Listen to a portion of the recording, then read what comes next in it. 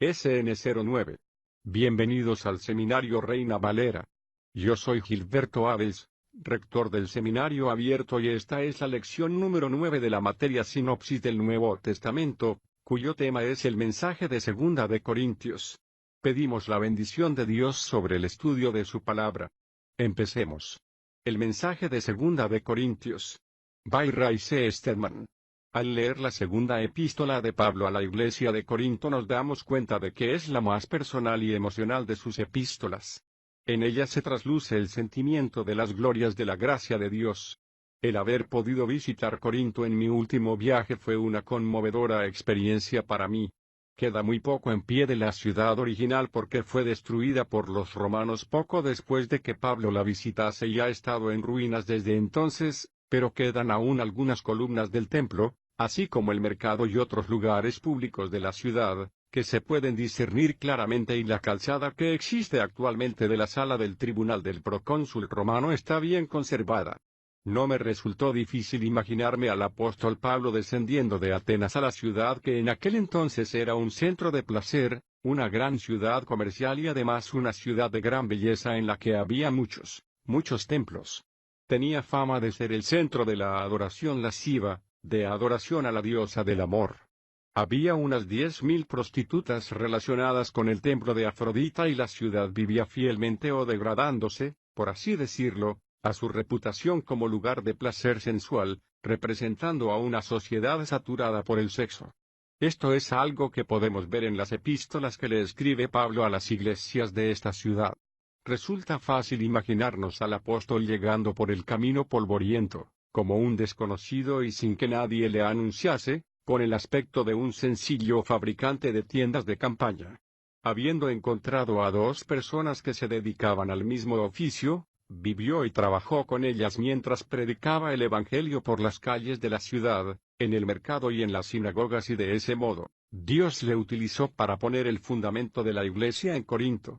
Al encontrarme allí, no pude evitar pensar en algunas frases muy concretas de esta epístola de Pablo. En el capítulo 6 habla acerca de sí mismo: no damos a nadie ocasión de tropiezo en nada, para que nuestro ministerio no sea desacreditado.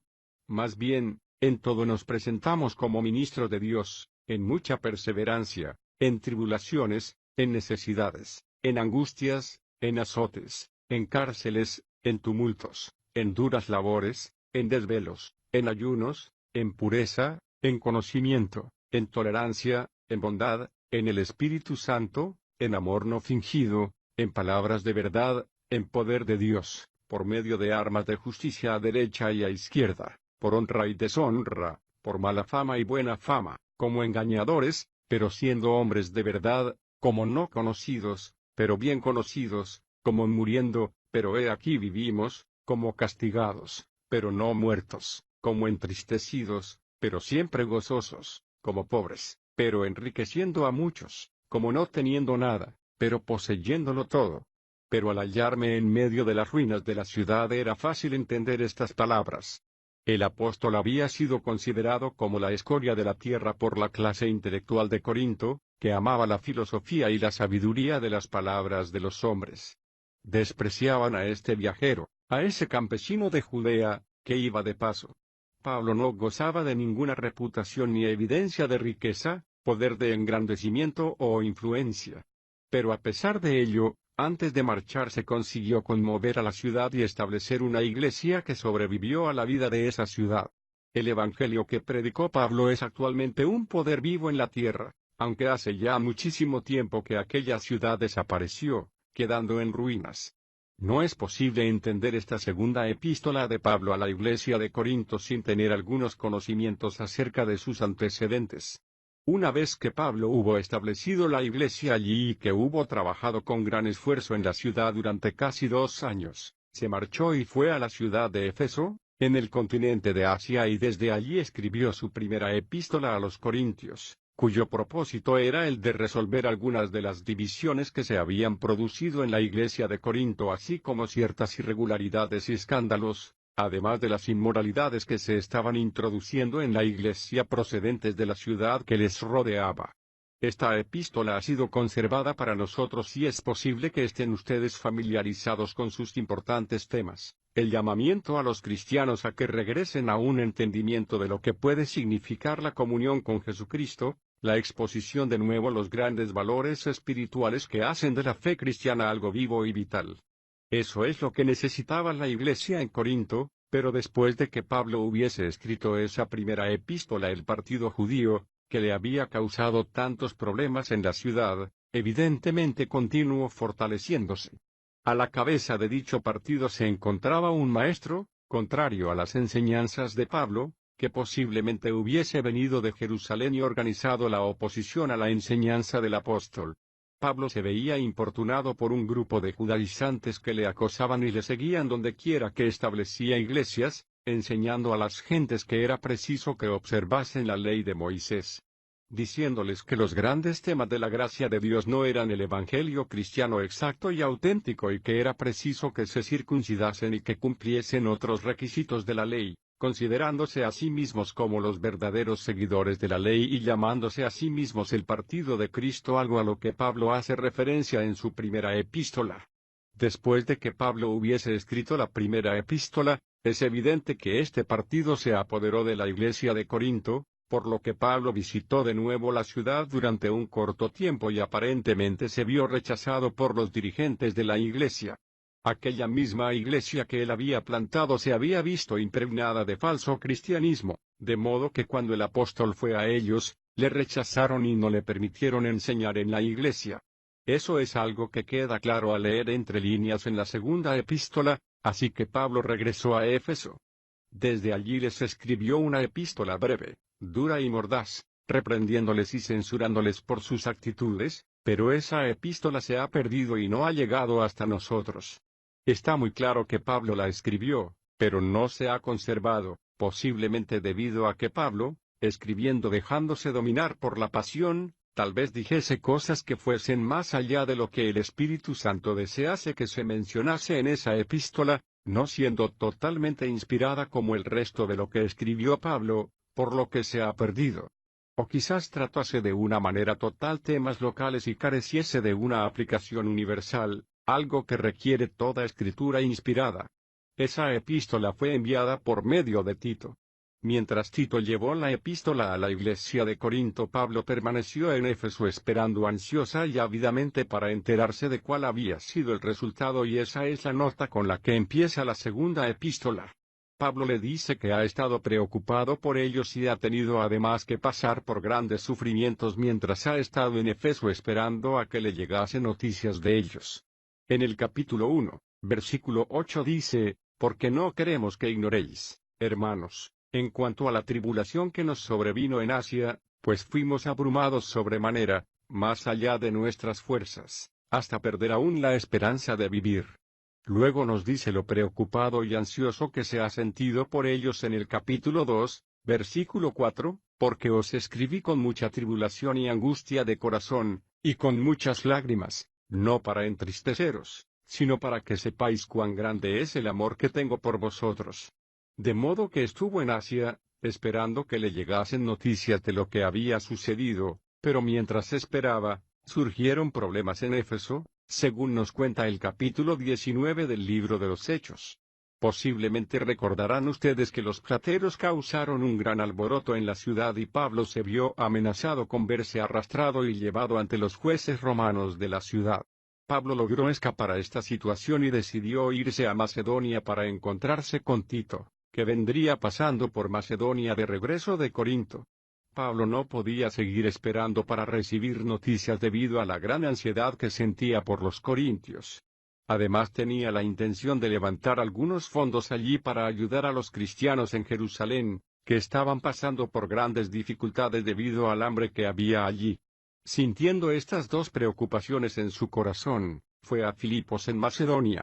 Allí se encontró con Tito y se enteró de que la dura y mordaz epístola que había escrito había realizado su labor y que la mayoría de los cristianos corintios se habían arrepentido de haber rechazado su ministerio y habían comenzado de nuevo a vivir la vida en Jesucristo. Sin embargo, había aún una minoría que no estaba dispuesta a ceder y que seguía rebelándose en contra de la autoridad del apóstol. De modo que, desde la ciudad de Filipos, Pablo escribió la segunda epístola a los Corintios, que expresa tan claramente la ansiedad y preocupación que sentía en su corazón. Una vez examinados los antecedentes, se puede entender algo acerca de la pasión que siente el apóstol al escribir. De los problemas, las lágrimas que había derramado y los muchos sufrimientos que había padecido y que se reflejan en esta epístola, surgen los tres grandes temas que la forman: el ministerio dentro de la Iglesia, el ofrendar y el servicio, el atender a las necesidades de la Iglesia, y el tema de la autoridad, es decir, dónde reside el poder espiritual y la autoridad. Al leerla, se darán ustedes cuenta de que los primeros 5 capítulos, en especial, son una maravillosa explicación de lo que debiera ser el ministerio dentro de la Iglesia. El apóstol sabía que la Iglesia de Corintio no había entendido las verdaderas funciones de los ministros de Jesucristo. Como resultado de ello, estaban esperando obedecer a las enseñanzas de los verdaderos ministros de Cristo, el propio Pablo, Silas, Tito y otros, que habían venido a ellos. Debido a que no estaban obedeciendo a la enseñanza de la palabra de Dios, no estaban cumpliendo el ministerio en Corinto. A eso se debe que la iglesia, que aparentemente lo tenía todo, no pudiese hacer nada en la ciudad de Corinto, y es con el fin de corregir esta dificultad por lo que fueron escritas estas 2 epístolas. Con esta clave, nos es posible entender el motivo por qué Pablo se sentía tan preocupado, ansioso, y el porqué de sus lágrimas. En estos primeros capítulos, nos encontramos con una impresionante declaración de cómo debiera ser el ministerio. Como dice Pablo en el capítulo 3, por ejemplo, no se trata del ministerio del antiguo pacto, sino del nuevo. En otras palabras, el mensaje no es la exigencia de la ley sobre las personas, obligándolas a someterse a ciertas normas y reglamentos. Cuando el cristianismo se convierte en eso, siempre es algo sumamente peligroso, mortífero y paralizante. Por desgracia, en eso es en lo que se ha convertido precisamente entre muchos. Entonces no se trata ya de seguir a un Señor que mora en el interior de la persona, sino de la simple y severa determinación a intentar cumplir ciertas normas y reglamentos, exigencias que se hacen conforme a la carne. Como dice Pablo acerca de ese antiguo pacto, del cual los 10 mandamientos son un ejemplo, nos pide y nos exige el cumplimiento sin ir acompañado de la dinámica necesaria para cumplirlos, siendo siempre un ministerio de muerte. La letra mata, nos dice, pero el Espíritu vivifica. A continuación expone el maravilloso ministerio del nuevo pacto. Este es el nuevo plan para nuestra vida, no la antigua y severa determinación de apretar los puños y los dientes para intentar hacer lo que Dios quiere que hagamos, que no es nunca cristianismo, sino que nos demos cuenta de que Él ha provisto el Espíritu Santo a fin de que pueda concedernos la vida de un Señor resucitado, mediante cuya fuerza y gracia, podemos hacer todo lo que nos exige la vida. Esa es la nueva forma de vida y, por lo tanto, en esta sección, expone los recursos con los que cuenta el cristiano. En primer lugar tenemos la palabra de Dios. La obligación del ministro de Jesucristo, es decir, la de todo cristiano, es declarar la palabra de Dios, como nos dice en el capítulo 4, por eso, teniendo nosotros este ministerio según la misericordia que nos fue dada, no desmayamos. Pero rechazamos los tapujos de vergüenza, no procediendo con astucia, ni adulterando la palabra de Dios. En eso es en lo que está fallando actualmente la Iglesia en tantos aspectos, adulterando sutil e inteligentemente la palabra de Dios, minando su autoridad, cambiando su mensaje, haciendo caso omiso a sus declaraciones, negándonos a actuar sobre los hechos que nos han sido transmitidos, y Pablo nos dice que tenemos que rechazar todo esto. Sino que por la clara demostración de la verdad, nos recomendamos a nosotros mismos a toda conciencia humana delante de Dios. Ese es el primer recurso del ministerio, la verdad y la luz de la palabra de Dios. En segundo lugar, y como ya he sugerido, tenemos un tesoro interior, el misterio del Espíritu de Dios, que mora en nosotros. Esto lo encontramos en el capítulo 4, versículo 7, con todo, tenemos este tesoro en vasos de barro, para que la excelencia del poder sea de Dios, y no de nosotros. No es gracias a nuestra personalidad, ni por ser inteligentes, listos, estudiosos, por lo que podemos vivir victoriosamente. Es evidente que lo que está sucediendo es algo que está muy por encima de lo que podemos conseguir de manera natural. Tenemos este tesoro en un vaso de barro a fin de que quede claro que el poder no es nuestro, sino que le pertenece a Dios. Pablo une esto a los principios de la cruz. Ese es el secreto mediante el cual se libera el poder. ¿Es así como viven ustedes? ¿Están ustedes mostrando la clase de vida que solo se puede explicar en términos de la obra que Dios realiza en ustedes? En eso consiste realmente el cristianismo. Al observarles a ustedes los que les rodean, debieran ver el vaso de barro y decir, la verdad es que no lo entiendo. La clase de vida de la que es ejemplo esta persona no se puede explicar jamás viendo la clase de persona pesada y aburrida que es por naturaleza. Debe de haber algo más en esa persona. El secreto de la liberación de ese poder radiante es el principio de la cruz, que pueden ustedes encontrar expuesto en el capítulo 4, versículo 10. Siempre llevamos en el cuerpo la muerte de Jesús por todas partes, para que también en nuestro cuerpo se manifieste. Eso significa aceptar siempre el juicio de Dios sobre la carne, sobre la vida natural. Él la ha juzgado en la cruz y ha declarado que carece de todo valor. Pablo dice, siempre llevo conmigo la sentencia del juicio sobre la vida natural, a fin de que la vida de Jesús, con todas sus gloriosas posibilidades, pueda manifestarse en mí. Es más, mientras vivimos estamos siendo todo el tiempo entregados a muerte por causa de Jesús, es decir, tenemos que estar encontrándonos constantemente en dificultades, presionados, pasando problemas y metiéndonos en líos. ¿Por qué? Con el propósito de que se manifieste la vida de Jesús en nosotros, en nuestra carne mortal. Por eso es por lo que ustedes experimentan dificultades. Por eso es por lo que es posible que mañana por la mañana se encuentre con problemas en la oficina. Puede que le llame su jefe y que le eche una bronca totalmente injustificada. Si se queja usted para adentro diciendo, ¿por qué me pasan esta clase de cosas? ¿Por qué tengo que ser siempre yo? ¿Qué he hecho para merecerme esto? Revelará lo absolutamente ignorante que es usted de lo fundamental de la vida cristiana. Dios permite que nos encontremos en estas situaciones para que sepamos reaccionar, no como los hombres y las mujeres del mundo, con resentimiento, con amargura, quejándonos e intentando vengarnos, sino más bien, de tal manera que la vida de Jesús pueda manifestarse en nuestra carne mortal. Ese es el secreto del nuevo plan de vida y eso es lo que nos dice Pablo que es la gloria del ministerio y la vida cristiana. Pablo habla acerca de la gran esperanza del creyente diciendo que no miramos las cosas que se ven, sino las que no se ven. Sabemos que tenemos un cuerpo que no se puede destruir, una casa no hecha de manos, sino eterna en los cielos. Dios tiene un gran futuro para nosotros. La vida que actualmente vivimos es una preparación para esa vida venidera y, por lo tanto, como dice, esta momentánea y leve tribulación produce para nosotros un eterno peso de gloria más que incomparable. El presente es tan solo un prólogo del futuro. Luego declara sus motivos en el capítulo 5, versículo 11, conociendo, entonces, el temor del Señor, persuadimos a los hombres, y en el versículo 14, porque el amor de Cristo nos impulsa, nos constriñe, nos hace ir adelante. Esto hace que tengamos una confrontación cara a cara con la gran declaración escritural del carácter transformados del Evangelio de Jesucristo. Estas buenas noticias consiguen lo que ninguna otra cosa puede conseguir. Es por ello que Pablo no se avergonzó nunca de él, ni en Corinto, ni en Roma ni en ningún otro lugar, porque puede conseguir lo que no puede ninguna otra cosa en el mundo. No hay filosofía, ni argumento ni proceso educativo, ni reforma de ninguna clase que pueda lograrlo. Es una transformación que se produce gracias a la implantación de una nueva vida. 1. Cristo murió por todos, para que los que viven ya no vivan para sí, sino para aquel que murió y resucitó por ellos. De manera que nosotros, de aquí en adelante, a nadie conocemos según la carne, y aun si hemos conocido a Cristo según la carne, ahora ya no le conocemos así.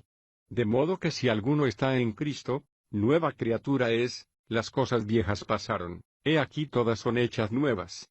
Y todo esto proviene de Dios, quien nos reconcilió consigo mismo por medio de Cristo y nos ha dado el ministerio de la reconciliación, que Dios estaba en Cristo reconciliando al mundo consigo mismo, no tomándoles en cuenta sus transgresiones y encomendándonos a nosotros la palabra de la reconciliación. Así que, somos embajadores en nombre de Cristo, y como Dios os exhorta por medio nuestro, rogamos en nombre de Cristo, reconciliaos con Dios. Al que no conoció pecado, por nosotros Dios le hizo pecado, para que nosotros fuéramos hechos justicia de Dios en él. Pablo nos dice que Dios nos ha confiado el mensaje de la reconciliación y por ello somos embajadores en nombre de Cristo y Dios hace esta súplica por medio de nosotros declarando que ya ha reconciliado al mundo a sí mismo y que su mensaje es, por lo tanto, para todos los hombres y dicho mensaje es reconciliaos con Dios. Al que no cometió pecado, por nosotros Dios le hizo pecado, para que nosotros fuéramos hechos justicia de Dios en él. Ese es el Evangelio. En los capítulos 8 y 9 tenemos la declaración de Pablo sobre el ministerio en la iglesia. El gran discurso sobre el hecho de dar ha sido ocasionado por la colecta que estaba recogiendo Pablo para aliviar la necesidad de los santos de Jerusalén acosados por el hambre. El dar, nos dice, ha de ser la prueba del amor. En esta sección encontramos este gran versículo 9 del capítulo 8. Porque conocéis la gracia de nuestro Señor Jesucristo, que siendo rico se hizo pobre, para que vosotros con su pobreza fueseis enriquecidos. Ese es el proceso inverso mediante el cual funciona el cristianismo, como pobre, pero enriqueciendo a muchos. Los cristianos macedonios, a pesar de su pobreza, nos dice Pablo, dieron con liberalidad, más allá de sus posibilidades, y por ello Dios derramó su riqueza espiritual en sus vidas. Esa es la esencia de la vida cristiana y es la base de los grandes principios de las ofrendas cristianas, acerca de las cuales se habla en el capítulo 9, especialmente en los versículos 7 y 8, cada uno dé como propuso en su corazón, no con tristeza ni por obligación, porque Dios ama al dador alegre. Aquí no hay ningún decreto sobre campañas financieras ni programas de presión con el fin de extorsionar dinero de los cristianos. Nadie debe ser sometido a ninguna presión ni sentirse obligado para nada.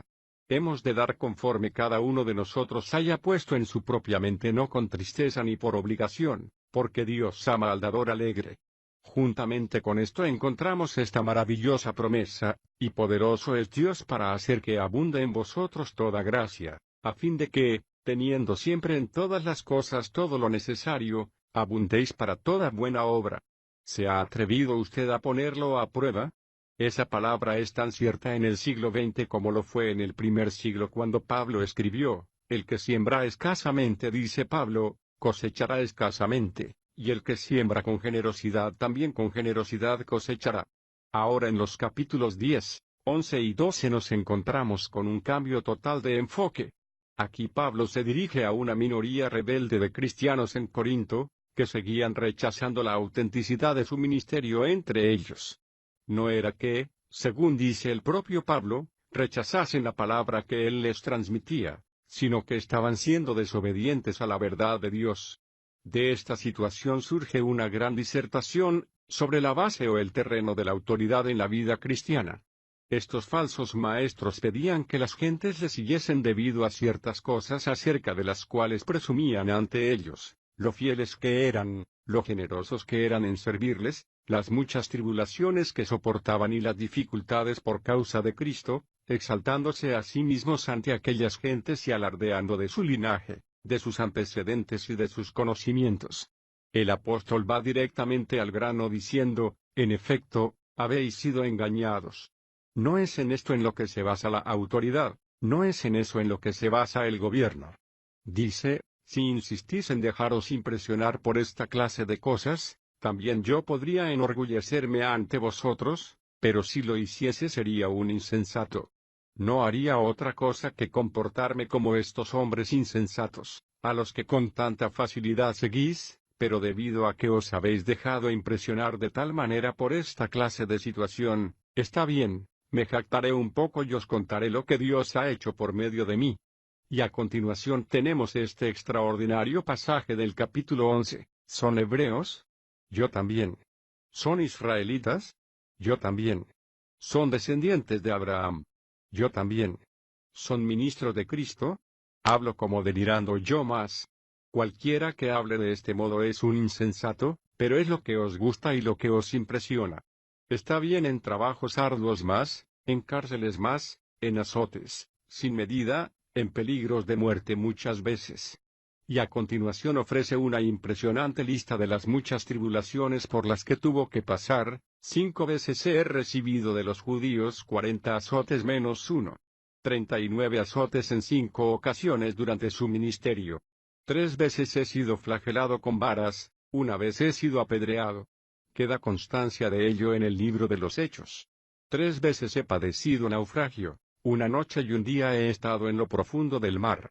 Muchas veces he estado en viajes a pie, en peligros de ríos, en peligros de asaltantes, en peligros de los de mi nación, en peligros de los gentiles, en peligros en la ciudad, en peligros en el desierto, en peligros en el mar, en peligros entre falsos hermanos, en trabajo arduo y fatiga, en muchos desvelos, en hambre y sed, en muchos ayunos, en frío y en desnudez. Luego, dice, todo esto es ociosa jactancia. No es en eso en lo que se basa mi autoridad. Si realmente queréis saber, dice, dónde reside mi autoridad y de dónde viene el auténtico poder espiritual, permitidme que os cuente de qué modo aprendí la lección. Esto no sonará muy impresionante, pero quiero que sepáis que os estoy diciendo la verdad. Este es el hecho acerca del cual me jacto más que de ninguna otra cosa en mi vida, del momento en que empecé a aprender el secreto del genuino poder. Luego dice algo asombroso, comenzando en el versículo 31 del capítulo 11, el Dios y Padre de nuestro Señor Jesús, quien es bendito por los siglos, sabe que no miento. En Damasco, bajo el gobernador del rey Aretas guardaba la ciudad de los damasenos para prenderme, pero fui descolgado del muro por una ventana en una canasta y escapé de sus manos. Qué gran cosa de la que jactarse. Pero Pablo dice, al pensar en aquella noche, cuando me sentí tan desanimado, tan derrotado, me doy cuenta que fue entonces cuando empecé a aprender el secreto de la vida efectiva y victoriosa. Me había creído que mis conocimientos, mi inteligencia y mi entendimiento de las Escrituras, mis antecedentes hebreos y mis cualificaciones serían la clave que me abriría los corazones de los judíos de Damasco, pero me encontré con que no fue así y me vi obligado a huir como un vil criminal.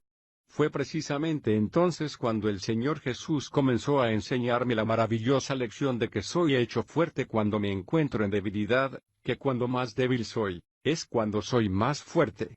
Y de eso dice, he aprendido una gran lección que me ha producido gozo y gloria en mi debilidad. Porque cuando soy débil, soy fuerte. Precisamente en esta relación cita su experiencia sobre el aguijón en la carne, esa cosa tan desagradable que le atormentaba, le molestaba y le perjudicaba. Pablo suplicó al Señor que se lo quitase, pero le vino palabra del Señor diciéndole, bástate mi gracia, porque mi poder se perfecciona en tu debilidad. Ese es el secreto de la fortaleza, no el impresionar exteriormente, no disfrutar de un gran prestigio, ni del bombo ni del favor, ni se halla en los grandes edificios ornamentados y con muchísimas decoraciones, en cuyo interior se encuentran impresionantes estatuas y maravillosos cuadros. Oh, no. El poder espiritual no radica nunca en esas cosas. Tampoco radica en una personalidad brillante e impresionante, ni en la habilidad para hablar con una elocuente oratoria, con dominio y elegancia de lenguaje. No, no se trata de eso. Se halla en el corazón que es consciente de que no puede hacer nada aparte de la dependencia de un Señor que mora en el interior. Cuanto más débiles somos nosotros, más fuerte puede ser Cristo. ¿No es cierto que eso nos anime? ¿No nos fortalece? ¿No dice usted no puedo hacer nada? Claro que no puede, y si pudiese no serviría para gran cosa, pero Él todo lo puede hacer a través de usted. Ese es el gran secreto de esta epístola y es lo que el apóstol deseaba ardientemente impartir a aquellas gentes.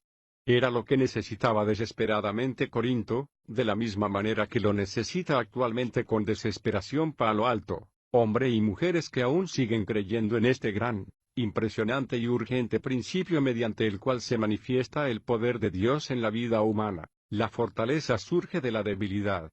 De manera que Pablo concluye la epístola dirigiéndose a estas personas de Corinto de la misma manera que se dirige a nosotros hoy: examinaos a vosotros mismos para ver si estáis firmes en la fe. ¿Cree usted en Dios? ¿Cuenta usted con que hará lo que ha dicho que hará por medio de usted? Se está usted metiendo en ciertas situaciones y luego teniendo que arrastrarse, y si Dios no le ayuda en ellas, ¿quedará usted como un tonto? Examinaos a vosotros mismos para ver si estáis firmes en la fe. ¿No se da usted cuenta de que Jesucristo reside en usted? Ese es el secreto de la vida cristiana. Oración. Padre nuestro, te pedimos que la pasión de este apóstol no sea algo de lo que nosotros no seamos conscientes hoy, que nos demos cuenta una vez más de que el mundo está enfermo, tan sumido en problemas, en ansiedad.